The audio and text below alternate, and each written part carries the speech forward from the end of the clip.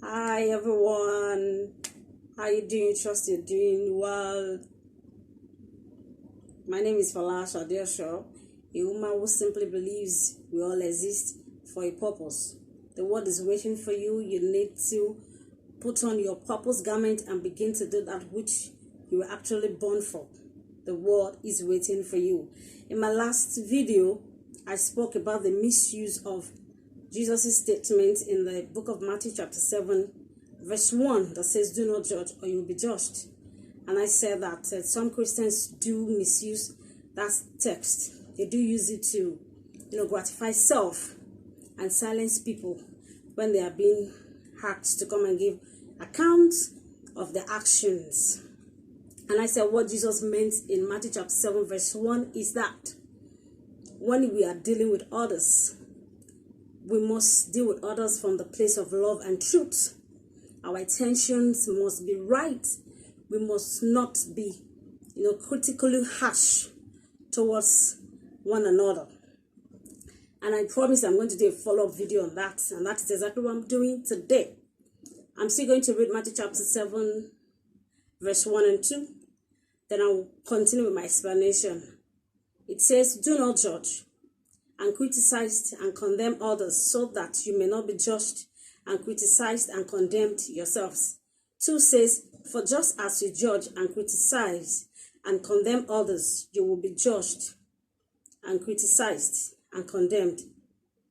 And in accordance with the measure used to deal out to others, it will be dealt out again to you."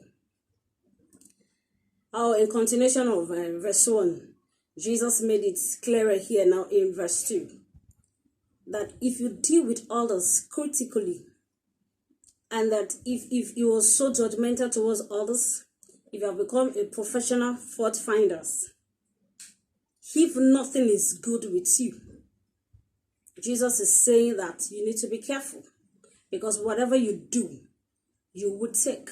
Galatians 6:7 says, God is not mocked. All right, and do not be deceived. God is not mocked. Whatever a man soweth is going to reap. The Bible made it clear to us that heaven and earth may pass away, but not a dot out of the word of the Lord, will go unfulfilled. Jesus made it clear, whatever you do to others, you will get it.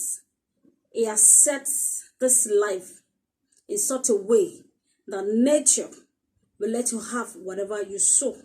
So if you are severely harsh towards others, if you condemn and conclude on others, and nothing good can really come out of them anymore, Jesus is saying you're going to get the same in return. And if you are nice towards others, surely you will get the same in return. I remember something that happened far back as 2009, 2010 when I was 7. There was this lady in my CDS group. We call it a Community Development Service Group.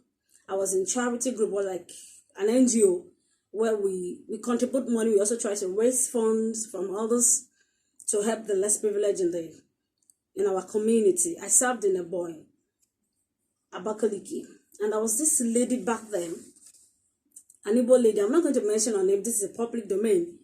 Tall, dark, pretty, but wow.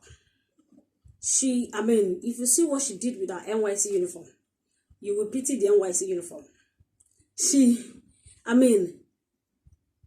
comes to CDS almost naked, almost every Thursday when we have CDS.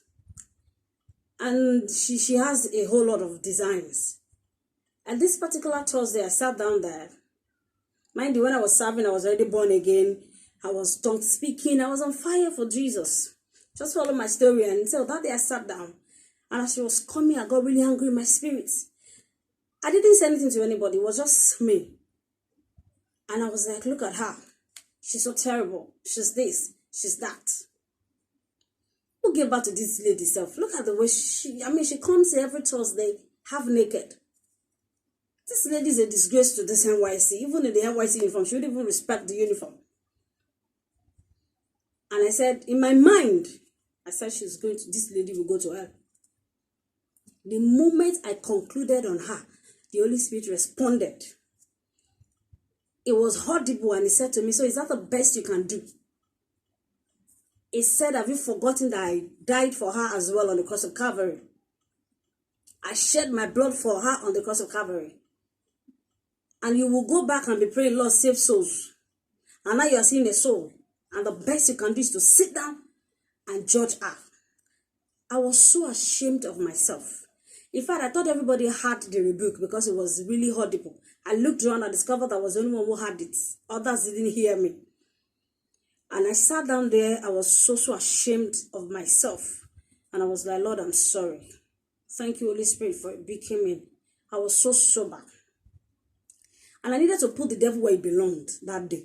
As soon as that meeting was over that day, I walked up to her with a beautiful smile on my face. And I introduced myself to her. I took her number, we exchanged contact. And a few times I would send her, text messages all through NYC. I wasn't even preaching to her. No, I just said, how are you doing? And every Thursday we'll see. We will talk, hey, hi, how are you doing? And all that, all through. And I prayed for her all through NYC. In fact, after we finished serving, I still prayed for her many years after. I used to have a phone number on my phone for a very long time until I lost that particular phone a few years back. I still have a number if I really search where I used to keep old phone numbers. What am I trying to say? At any point in time, we can become critical and judgmental. And Jesus is saying that if you deal with others out of love and out of truth, you are going to get it back. So we must be careful. Whatever we do to people, whichever way you are dealing with people, just ensure that it is out of truth and out of love. Dr. Mike Murdock used to say, whatever you make happen for others, God will make happen for you. And so we just need to be careful. And this is what Jesus is saying here. Do not be severely harsh towards others. Deal with others in love and in truth, and you will get the same thing back. If you are wicked towards others, you are going to get the same thing back. If you put them down, by the time you will be falling down, they will have been on the ground before you. And they will have understood the dynamics of being on the ground because you put them down. And by the time you get down, because you didn't show them how to get up, they will ensure God himself has set things in place to ensure you will pay for what you did. And the people you also treated badly will also be on ground to ensure that you don't get up. And if when they fell, you show them how to get up, you do not forget that it is supposed to be redemptive. Whatever we do towards others must be done in love and in truth. That way, it doesn't matter how bad somebody had gone, we can always bring them back to Christ. When you fall, because you have shown them how to get up, they will also stretch for their hands and also help you to get back. Never forget that you are going to reap just what you sow. I remember that song when we were growing up in school. You are going to reap just what you sow. You are going to reap just what you sow. Up in the mountain, down in the valley, you are going to reap just what you sow. All right, this is the word of the Lord to us today, and I really believe that you have been blessed. Till I come your way again, I'm Falasha Joshua, and I want you to know that you exist for a purpose. You need to find it. The word is waiting for you. We need you to contribute your quota to make this world a very beautiful place for each and every one of us to live in. All right, thank you, and God bless you. Bye.